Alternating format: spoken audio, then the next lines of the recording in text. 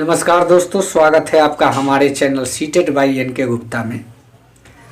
दोस्तों, सीटेट की परीक्षा नज़दीक आ गई है और सीटेट की तैयारी कैसे करें, क्या पढ़ें और किस तरह से पढ़ें, ये सारी चीज़ें आप लोग के दिमाग में असमंजस की स्थिति बनी रहती है।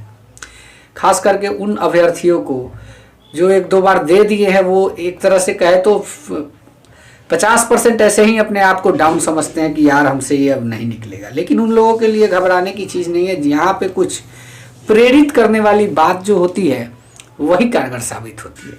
सीटेट का परीक्षा कोई बड़ी चीज़ नहीं है। तब रही बात कि इसको क्लियर कैसे करें।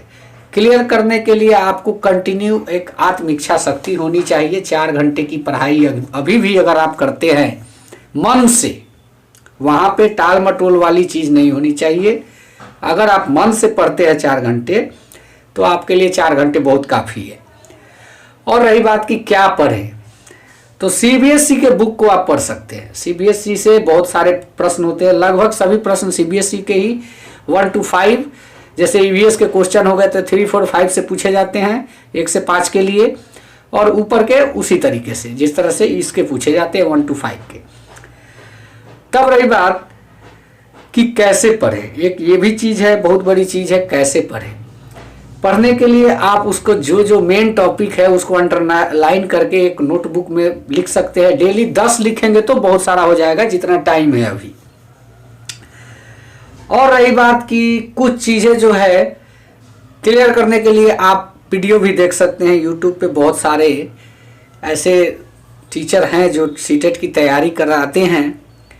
इसी प्रकार मैंने भी एक कोशिश किया है कि मैं अपने चैनल के थ्रू सभी को सीटेट की तैयारी कराऊं, और क्योंकि ये मेरा पहला बैच है ऑनलाइन, इसलिए मैं चाहता हूं कि एक अच्छा रिस्पांस मिले।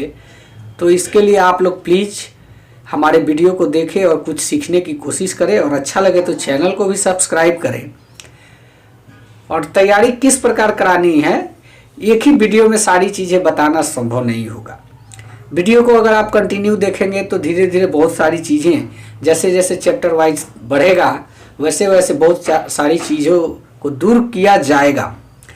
और वही एक क्या है कि आपका एक मोटिवेशन जो है बहुत ज़्यादा काम करता है। एक आपका कॉन्फिडेंस लेवल जो होता है ना, वो ऊपर आने के बाद ही आप सीटेट की परीक्षा क्लियर कर सकते हैं।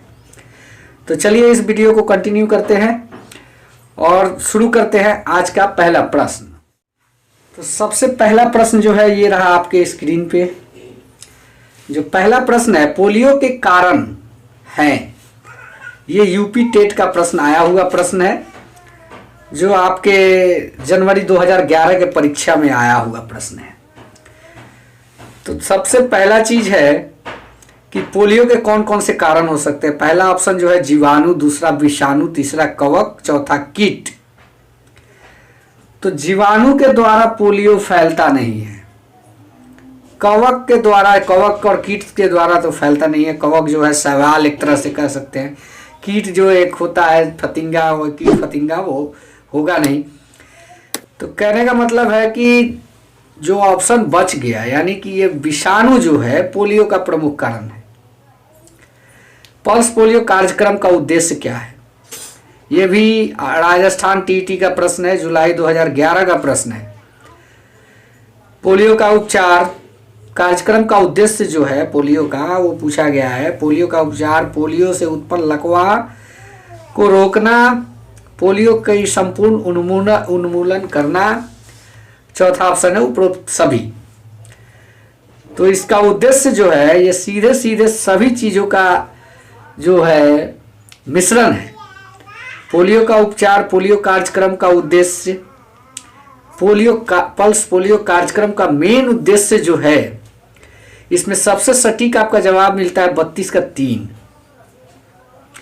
हालांकि देखने से भी ऐसा लगेगा कि सभी सही हैं, लेकिन ऐसा कुछ नहीं है। 32 का 3 जो है आपका सही जवाब है। चलिए आगे बढ़ते हैं। डेंगू रोग का वाहक है एडिज मच्छर, क्यूलेस मच्छर, घरेलू मक्खी, एनाफेलिज मच्छर। इस प्रश्न के जवाब तो लगभग सभी जानते होंगे, एडिज मच्छर। मलेरिया रोग होता है किसके कारण? ये राजस्थान टीईटी 11 का प्रश्न है। ये सब प्रश्न जो है इम्पोर्टेंट प्रश्न है, इस पर विशेष ध्यान दीजिएगा। हो सकता है कि सीटेट की परीक्षा में काम आ जाए। तो मलेरिया रोग किसके कारण से होता है? प्लाज्मोडियम फाल्सीपेरस, एंटी अमीबा, रिक्टोवायरस, साल्मोनेला। प्रश्न संख्या 34 का जो है आपका आंसर होगा प्लाज्मोडियम फाल्सीपेरस। ये जो 34 नंबर प्रश्न है, इस रोग का वाहक मादा एनाफेलिज मच्छर होता है। सिर दर्द, मिचली, पेचिश, वेदना तथा तीव्र ज्वर मलेरिया का प्रमुख लक्षण है इसके।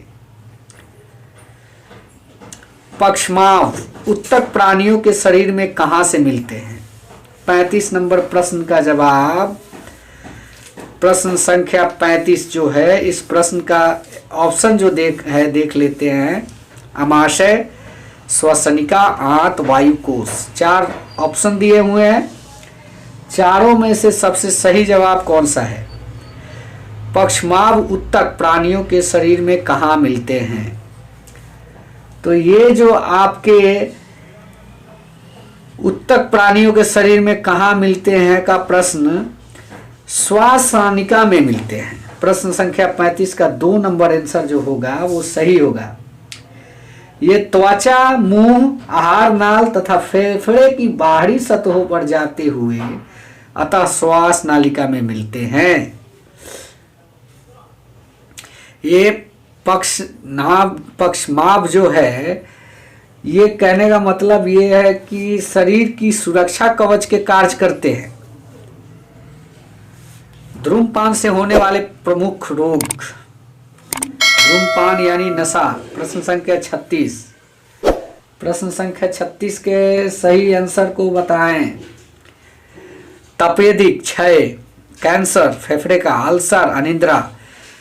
धूम्रपान से होने वाले प्रमुख रोग क्या हैं, इसको आप लोग बताएं। धूम्रपान यानी कि धुआं का नशा, सबसे पहले ये चीज जान लीजिए। तो इससे होने वाले जो रोग है वो फेफड़े में जाता है धुआं, तो फेफड़े का कैंसर। यहाँ पे ये चीज आपको समझना होगा। 37 विटामिन ए की कमी से होने वाले रोग।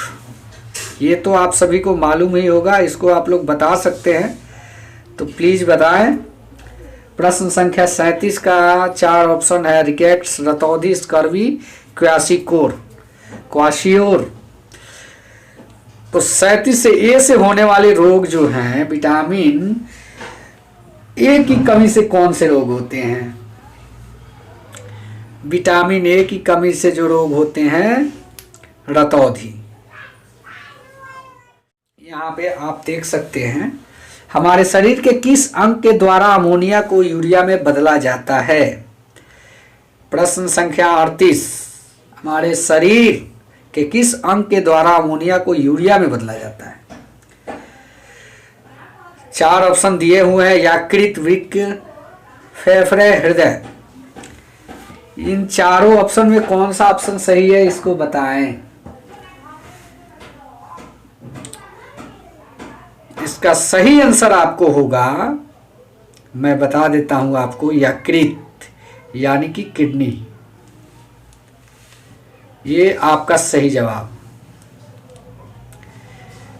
इस जवाब को आप लॉक कीजिए। अब बताते हैं कि क्यों।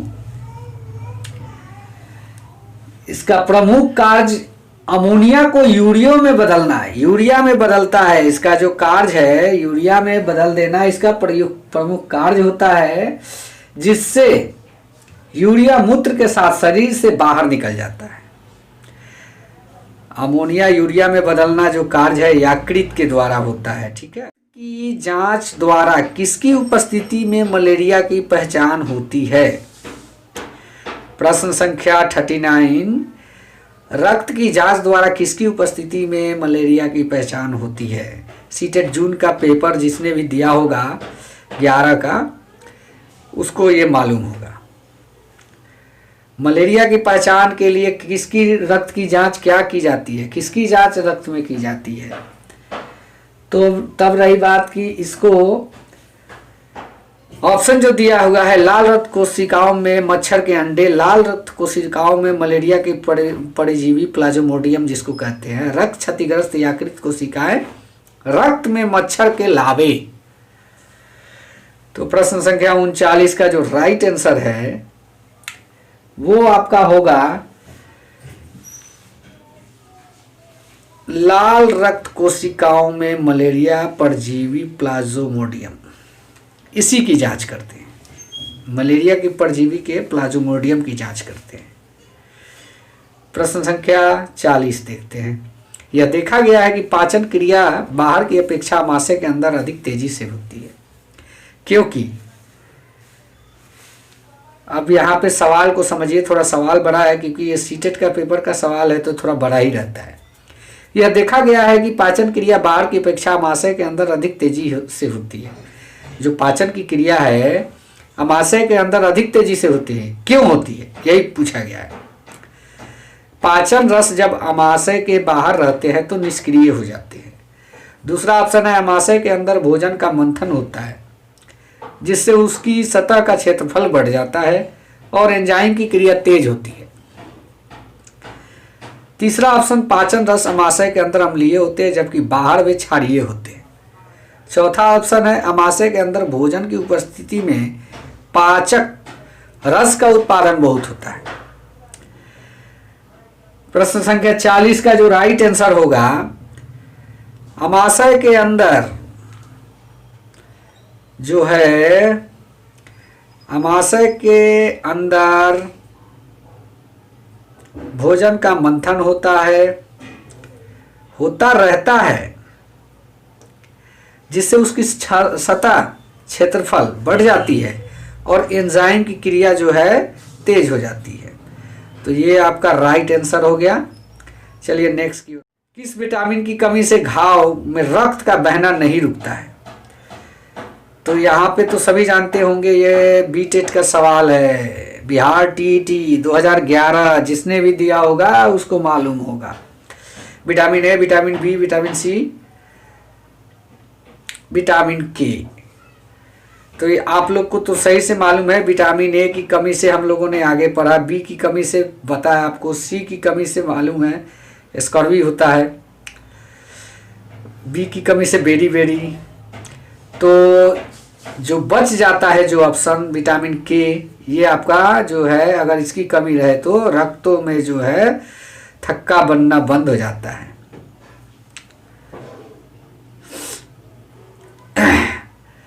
थक्का बनना या रक्त का बहना नहीं रुकता, एक ही चीज हुआ। अगर थक्का बन जाएगा तो रक्त नहीं बहेगा, और नहीं बन रहा है का मतलब है कि नहीं रुक रहा है। तो यहाँ पे प्रश्न को थोड़ा घुमा के दिया गया है, इसको देख सकते हैं। ये भी हो सकता है कि पूछ दे कि कौन सी विटामिन की कमी के कारण रक्त में थक्का नहीं बनता, तो विटामिन के, इस चीज पर फोकस करने वाली बात है। चूहों के द्वारा फैलने वाले रोग ये सभी को मालूम होंगे। पहला ऑप्शन चेचक नहीं होगा, दूसरा ऑप्शन तपेदिक मलेरिया नहीं होगा, चौथा ऑप्शन है तपेदिक मलेरिया नहीं होगा। ये चूहों से होने वाले जो रोग है वो प्लेग है। 42 के 3। चलिए नेक्स्ट प्रश्न पर फोकस करते हैं। निम्न में से कौन सा गैस गहन संलग्नता हीमोग्लोबिन से होती है? ये पंजाब टीईटी का प्रश्न है, इसको देख लेते हैं। निम्न में से किस गैस की गहन संलग्नता हीमोग्लोबिन से होती है? पहला ऑप्शन CO, दूसरा NO, तीसरा O2, चौथा CO2। तो प्रश्न संख्या 43 का जो है 1 नंबर ऑप्शन सही है, कार्बन। निम्नलिखित में से कौन से सब समूह आपस में नाटकीय रूप से संबंधित है? निकटीय रूप से, सॉरी क्या हो गया है मेरे को समझ में नहीं आ रहा। निम्नलिखित में से कौन से शब्द समूह आपस में निकटीय रूप से संबंधित है? यानी कि मच्छर, मलेरिया, एनीमिया, रक्त अल्पता, लौह, यहाँ पे एनीमिया रक्त जो कम होने की, आयरन की कमी से, ये तो समझ में आ रहा है। लौ मलेरिया एनीमिया रक्त, लौ हीमोग्लोबिन एनीमिया आंवला, मच्छर डेंगू, लौ गुड़। 44 का जो राइट आंसर होगा, ये जो सह संबंध की बात हो रही है, अगर 1 नंबर ऑप्शन देखा जाए तो ये सही है, क्योंकि मलेरिया जो फैलता है मच्छर से ही फैलता है। एनीमिया यानी कि रक्त की कमी, तो आयरन की कमी से रक्त की कमी होती है। तो ऑब्वियसली 44 का 1 नंबर ऑप्शन जो है सही है। 45 प्रश्न संख्या, अंजलि की सहेली दांतों में क्षय से बचने के लिए निम्नलिखित में से 4 तरीके बताती है। दिन में 2 बार ब्रश करें, एनीमिल कम न होने के लिए बेसिज पहने, मिठाई चॉकलेट्स और कार्बन डाइऑक्साइड युक्त पेय पदार्थ ना ले, हर खाने के बाद कुल्ला करें। अंजलि के उपरोक्त तरीकों में से किसका अनुपालन करना चाहिए? यहाँ पे 4 ऑप्शन दिया गया है, तो इसमें से कौन कौन से फॉलो करना चाहिए उसके बारे में पूछा है। तो यहाँ पे जो है 45 नंबर प्रश्न का जो राइट ऑप्शन होगा, यहाँ पे दिन में 2 बार ब्रश करने वाली बात तो लगभग सही लग रही है। पहला ऑप्शन जो है वो सही होगा, पहला भी सही होगा। एनिमल कम ना हो इसके लिए बेसिज पहने, ये भी सही होगा, इसको भी हम लोग मान सकते हैं। और तीसरा ऑप्शन जो है चॉकलेट मिठाई कार्बन डाइऑक्साइड युक्त पेय पदार्थ ना लें, ये सही है। यानी कि 45 का 2 नंबर ऑप्शन जो है बिल्कुल सही है, आप इसको टिक कर सकते हैं। 1 2 3 ये आपका ऑप्शन गलत है, इसको नहीं लेंगे। तो फ्रेंड्स, आशा करता हूं कि ईवीएस के जो आप लोग ने अभी 15 क्वेश्चन देखे वो सबके सब टॉप क्लास के प्रश्न थे, जो कि सीटेट के परीक्षा में बिल्कुल ही आते हैं। इसी को थोड़ा बहुत घुमा के पूछा जाता है, और इस प्रश्न को आप लोग जल्दी से नोट भी कर ले, वीडियो को देखे भी और नोट भी कर ले। कुछ ऐसे प्रश्न है, हो सकता है कि ईवीएस में इस सीटेट में आपसे पूछा जाए। तो दोस्त, आज के इस वीडियो में इतना ही, और अच्छा लगे तो प्लीज़ चैनल को सब्सक्राइब करें। Thank you.